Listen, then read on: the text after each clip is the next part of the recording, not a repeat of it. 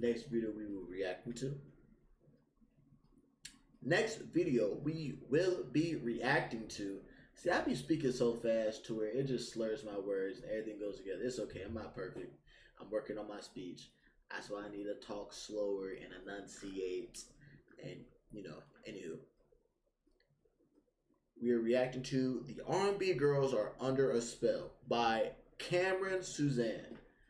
We haven't reacted to her in a fat minute, so we about to go ahead and get this shit started. And oh my god, look at my skin, baby. My skin looking clean as a motherfucker. Hey, I'm a sexy ass motherfucker.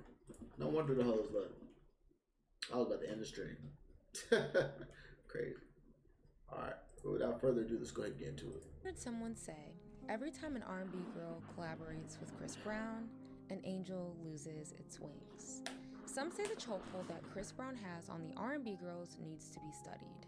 Constant duets, features, pulling up to his concerts, and defending his honor, it has created a riveting divide in music listeners, reading it as a moral betrayal of sorts to collaborate with a man that is Chris Brown. But is it all just business? Look at Chloe Bailey, to her, to LMA, to Jhené Aiko.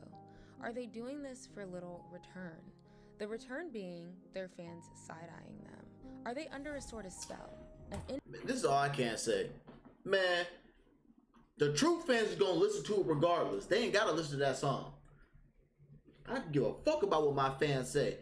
If I'm collaborating with artists that I fuck with and we vibe together, we make great music, I don't give a fuck. Y'all can leave. Y'all can dip out. I don't care what I gotta say. Cause y'all only know a little bit. Just like I only know a little bit. So, I give a fuck about the fans say. You don't like what I do? Kick rocks. I'm always gonna get new fans. Or my true fans are gonna be like, hey, you know what? That's his favorite artist, and I fuck with the song. Or that's her favorite artist, and I fuck with the song. So, we're just gonna go ahead and rock out with it. I'm just not gonna listen to the song if I don't fuck with it. But, yeah. Industry spell that requires this as a litmus test for your validity in modern day R&B? Or is it just that they don't care?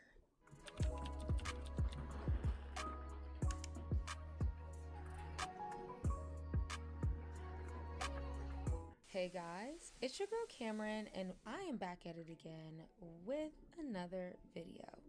And today we are going to be dissecting this long-running outrage with female singers, more specifically female R&B girls, collabing with and supporting Chris Brown.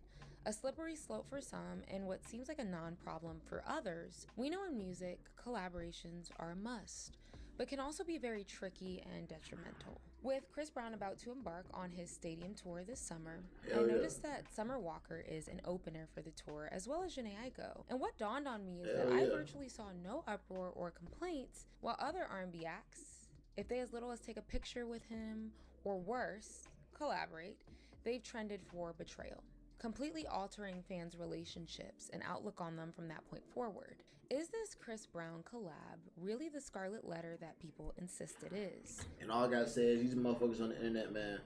That's why I need to get off the internet and deal with real life. That's another thing too, bro. All this hate on the internet is fake. We've already talked about the dead internet theory. Most of these motherfuckers are bots anyway. They listen to what the media says. They don't go do their own research. Fuck that. I go out and I base my fan base on with real life. If, when I do have my fan base. And also, if I was these artists as well. The internet is not a real place, man. So... We know that the industry attempts to sell and package female R&B artists. And plus, bruh, getting a Chris Brown, like being on a Chris Brown song, getting a Chris Brown feature, bruh, like, bruh, even the potential haters, if they were to get a picture, if they were to see Chris Brown, they wouldn't have the same energy, bruh. They wouldn't. They fake. As soon as they see him, if they were to get in his presence, oh my God, I love you, da da da. They lying. They capping. They ain't doing shit. Way these days. Same skin tone must equal same interests, which must equal the same segment of consumer. right? Monolithic almost, doing the same collabs and making the same moves. But I think people are lacking the understanding and nuance of each singer and their respective audience, which is Did SZA do a feature with Chris Brown or something? contributing to why some girls get away with it unscathed while others get cursed. The whole, not you. I feel like this is a very, what some people would call an internet talking point, that this doesn't exist in real life. But these feelings come from real consumers. Artists kind of get confused on who's canceled, who's cancelable, who can collaborate with this person, Nope. why this person. Most of the consumers are fucking bots, so no. Gets off scotch-free. So I want this to be Scotch-free. a one-stop shop to finally get to the bottom of this conversation, put everything on the floor. So let's chat about it. Like, comment down below your thoughts and opinions. Everybody stay respectful. Hit that subscribe button down below if you'd like to see more videos just like this one. And without further ado, guys, we are going to get into the video. Let's go. So folks, we're gonna start with the origin of the CD controversy. So stay with me, we're gonna take it around the world and bring it back for a sec. But a few weeks ago, I did a reacting to your unpopular opinion video. And one of those opinions were on Tate McRae collaborating with Morgan Wallen. Her fans were outraged, a segment of her fans at least. Essentially the whole, you can't say you stand for X, Y, and Z, but openly support and make art with a consistently controversial man. Morgan Wallen. The industry is in it for the money, right? Not always the opposite. Man, I was wondering why this nigga was fucking... Sorry. He's not a nigga. He's not a nigga. I was wondering why Morgan Wallen was was trending. I was like, why the fuck is he trending? All I saw was the N-word. I'm like, bro, did this nigga say the N-word? He's not a nigga. Did this white man say the N-word again? And I guess that's why him and Tate McRae, and I've seen shit about Tate McRae, but I'm like, I don't know who she is, and I don't listen to her music, nor will I start listening to her music. But that's why. Okay, that makes sense why he was trending. Shout out to Morgan Wallen, that's a real nigga right there. And he is an example of someone who's a moneymaker. Who cares about a segment of your audience? I fuck with. I fuck with Tate. Not Tate McRae. I fuck with. We'll talk about this today. But I remember someone saying, "quote This is the pop girl equivalent of an R&B girl collaborating with Chris Brown."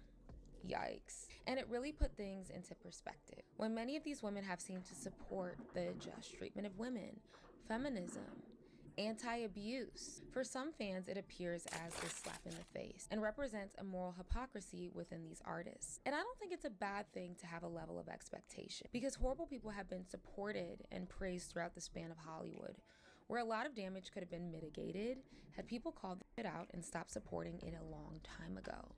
But we also have to be honest that these artists are a part of an industry ecosystem, surrounded by their peers, their once inspirations. Because in this conversation, many of these ladies did grow up on Chris Brown prior to any controversy. For example, when Chris Brown came out in 2005, many people were there. He was a huge hot commodity. My first grade talent show song was To Run It by Chris Brown. And I was maybe in first grade, so it was around when he came out. So he had etched his way into Black culture and into pop culture prior to the countless controversies. And yes, countless. But let's outline these controversies briefly so we can be clear on what we're talking about. To preface this, I already know there's going to be a lot of mixed modes of thought in the comment section regarding the said controversies, y'all not gonna bless me, and if they matter. A lot of people are going to say that Chris Brown made one major mistake when he was young. There's a consistent pattern of behavior that I don't think you can argue. First and foremost, what everybody that I don't think you can argue. See, this is the females. I'm just like, bruh. There's no... I wouldn't even want to have a debate with you about this shit because you're so close-minded. And it's been stated time and time again. You don't know what happened. I don't know what happened. We weren't there. We only got one side of the story when that shit happened. Right? And you're not even going to look at the other side because you go with the emotional shit. Oh my God. This happened to this person. You shouldn't have done this. Da da da da. But what about what happened? What led up to this? All of that. What are the mitigating factors? All that contributes to what happened. Everybody makes mistakes. People are human. People are hypocrites. So, bruh, if you get any person, a female, male, who is just closed minded and doesn't want to, don't even try to have a debate with them about shit like this, because it's like talking to a brick wall. You won't change their opinion. Not even saying you're trying to, but you won't change their opinion. References as the one mistake he made when he was 19 was when Chris Brown was charged with felony assault in 2009 after a domestic violence incident with Rihanna. GMA appearance Tuesday, the singer stormed backstage in a rage. And obviously she really didn't. And obviously, Rihanna didn't really care because they was dating for a little bit, or they had dating rumors and shit. But she really didn't care about the thing. So obviously it wasn't that big of a deal. Everybody else thinks it was a big of a deal because they ain't got nothing else better to do. Cooler was thrown and this window was broken.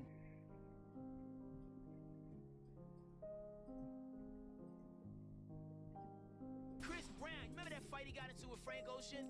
They are just now talking about prosecuting dude. He's doing court today.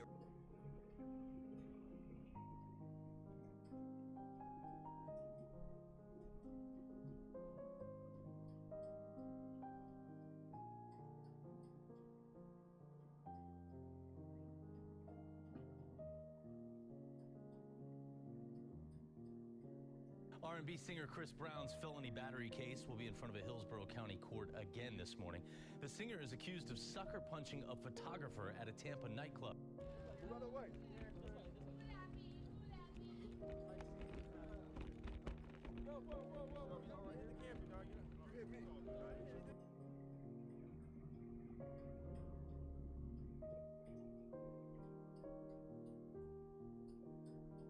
He was recently arrested in England, May 15, 2025, for a 2023 incident when he allegedly hit a man in the head multiple times with a bottle of tequila. This all is alleged to have taken place right here in London at an upscale nightclub back in February 2020. So with all this shit y'all just saw, y'all not gonna ask, okay, but what did that individual do? Or what are the mitigating factors, circumstances about why it led up to what it did? Nobody's gonna ask that. And I don't even trust the news, to be for real, because all they do is lie and they're very biased.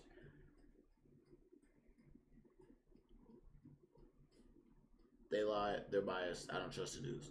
So that shit. And with the nightclub thing with the tequila, they're saying that it wasn't even him. It was like the people he be hanging around. But he ended up, going to jail about it because he's Chris Brown. That's one of the things, like, when you become famous, you gotta watch who you have around you because they could fuck you up. They could fuck up your shit. Especially being as big as Chris Brown. But he's out now. He's fucking touring, doing his thing, so. 23. The prosecution alleges that Brown and his co-defendant attacked a man with a bottle before then proceeding to beat him. Brown wasn't actually arrested until May of this year when he flew in on a private jet to the city of Manchester to prepare for his UK tour dates. Right after he said free touring. Rock Nation's a motherfucker. Manchester police then arrested him at his hotel and remanded him in custody for about a week before the singer arranged a hefty bail fee that would allow him to continue his international tour. Which almost ruined the tour start date. And he very recently had his court date, June 20th, 2025, which he pleaded not guilty to. Hell yeah. And just know the chokehold that Chris Brown has on the ladies, because the way that nobody in the comments was talking about the charges or the trial, but saying how fine he was, that he didn't do it, that he looks great. It's not even about them lusting over him. It's about the fact that, bruh, they can see the constant,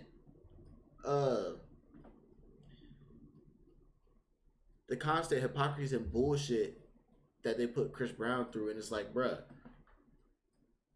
okay, maybe he did some of this stuff. Maybe he did. I don't know if he did. I wasn't there. Let's say he did some of this stuff. I don't think he did all that stuff. There's two sides of every. There's three sides of every story. Your side, the other person's side, and the truth. So some of that shit could have been falsified, made up because of his past. Like there was one female who said that Chris Brown like raped her or threatened to beat her ass or some shit like that. And that wasn't the case. Thank God Chris Brown had fucking screenshots. She was mad because Chris Brown fucked her and didn't want to fuck her no more. But guess what? Cameron, you didn't show that. Cameron, you didn't show that. You didn't show that, Cameron. What's going on? And it's not about me supporting just men. It's about me saying, hey, you need to look at both sides of the picture.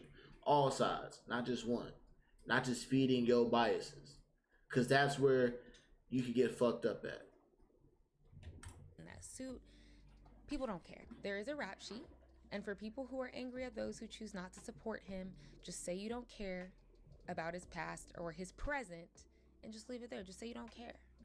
But when people point out this pattern of behavior, it's not to say that there weren't ever points where Chris Brown did something good, or he supported somebody, or that he seemed like a nice guy to some. We all experience people differently. So some people have seen that side of him while others have not. I just don't think that is a reason to negate the pattern. So the whole he only did it once, a mistake. And here's the thing too, that's why you gotta watch. Man, this is the biggest. You have to watch who you keep around you, because certain negative energies that other people bring, it could bring out something that isn't you. Especially if you're already broken, you got shit going on. That can contribute. So be mindful of who you have around you, who you fuck. Shit like that, especially them, that soul tie shit. Like, man, that shit's crazy. He made when he was 19. Babes. Because many people believe separating the art from the artist is almost necessary. For one, you may not be able to enjoy a lot of people because since one was being a morally good person, criteria or precursor to even being an artist or making art. And two, let's be real, some people just don't care. So for example, look at how long R. Kelly got away with what he did to young girls for decades. When you're singing about your crimes and making love songs about children, yeah, there's no separation for me. You don't exist in my world. But I don't know how to hog tie people. What is even a hog tie? some people have the mode of thought. Their line is, Y'all hey, killing me with as this long shit, as the bro. art separates itself far from the controversy Tory Lanez didn't even do it, bro. See, and has very little correlation, then who no cares? wonder But why I haven't there's reacted to her limited shit support for in a these while. kinds of artists, these No diss to her. problematic artists, as having helped to sustain Now, Trey Songz on the other hand, hey man, I don't know if I can go. He's making good songs, but emboldens their action and creates an air of untouchability. And I could argue that that's more than fair. And as a consumer, for the most part, you do not have to justify why you do or don't want to spend or put your money into someone's pockets, period. So this is outside of the Chris Brown conversation. We're starting to get into just cancel culture conversation at this point. we already had our thing about Trey Songz. So I'm curious to comment, what is your boundary? What's your limit on who you choose to listen to and who you don't? Or do you not have it? You're going to be mad at someone who doesn't want to support someone with an abusive past and pattern. That just seems like a weird hill to die. Bruh, I remember it was last summer. My friend was trying to set me up. And he and I are big Chris Brown fans. We fuck heavy with Chris Brown. And that's how we first locked in with each other. But his girl is not a fan of Chris Brown. And neither is his girl's friend who they're trying to set me up with. But they started having that conversation. This is my first time meeting this girl, and my first time meeting his girlfriend too. And we was at a Reds game, and so we chopped it up, and he brought up, like, yeah, he be fucking with Chris Brown, and his girl's like, yeah, I don't fuck with Chris Brown. Or maybe he said, yeah, she don't really fuck with Chris Brown. And I was like, oh, because I already know why you don't fuck with Chris Brown. That's cool. And I left it there. Because I know if a female don't fuck with Chris Brown, I already know why. And guess what? I don't really care to engage in a conversation with her because I already know she's going to be stuck in her ways regardless. So what? You don't fuck with Chris Brown. That's cool. I do. Guess what? If we fucking, we're fucking to Chris Brown. But the females who do fuck with Chris Brown, obviously they don't want this for me. Because I be fucking to Chris Brown. Shout out to my nigga Chris Breezy. Ion, I'm sorry. I'm going to look at myself in the mirror today. I have not been fully consistent on where I have stood or stand over the years, okay? In 2009, when the incident happened, I was maybe 10 or 11. I stopped listening to him completely for years, y'all. Years. But then when the 2010s hit, the mid 2010s hit, and his songs were everywhere, the DJ Mustard collab, the Loyal collab, it was very hard to escape his music. And I was a teenager at the time. I've reacted to some of his stuff on my channel. A lot of people, that was getting views.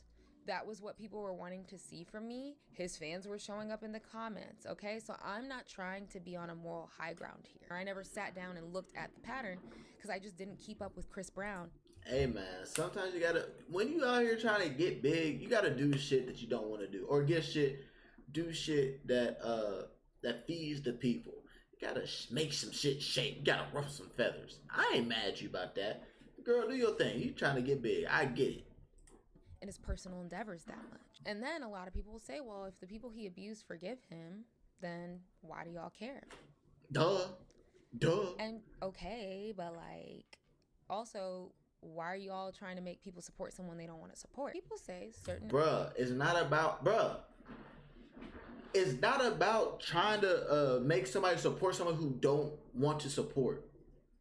You hate somebody that you don't even know, and you don't know what happened.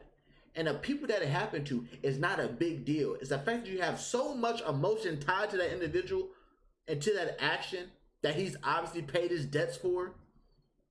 But you keep pointing finger, oh, he did this, he did that. How long ago did you do that? Like 10 years ago? Oh, he did that a decade ago?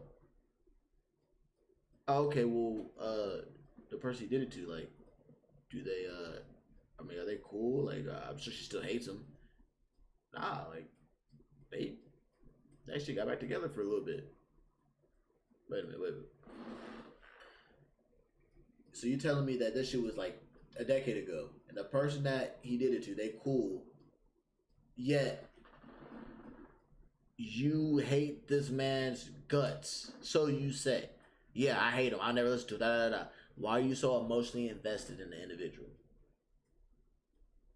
Why is his name in your mouth? Why is he on your mind? Why is he living in your mind rent free? Why don't you just scroll? Say if you see him, just scroll or get off the app or whatever and just not say anything. You guys are just emotionally invested.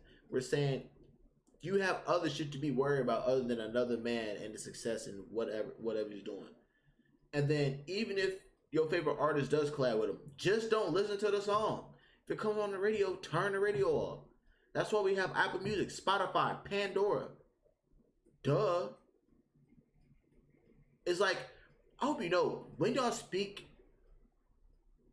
and this is for everybody, when y'all speak, y'all manifest shit, especially about certain people, you're going to start hearing about them and listening to them more. You're going to start hearing from them and seeing shit about them. You're going to hear it more, especially with these phones.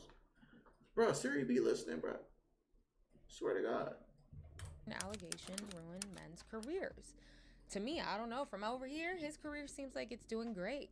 Yes, he's not as intertwined with the mainstream, right? Right now, it's doing great. But at that time when he was going through it, his career was not doing great. I mean, it was still all right, but he wasn't. His career would have catapulted way soon. He's just now getting a stadium tour, right? During that time, he was talking about he was in a depression. No one wanted to work with him. The industry cut him off. He had to resort to mixtapes and shit like that, doing features. He's just now getting back on top because people saw that was bullshit, bro. And it constituted the shit that he's been put through his bullshit. So you can't say, oh, his career is great now, and use it as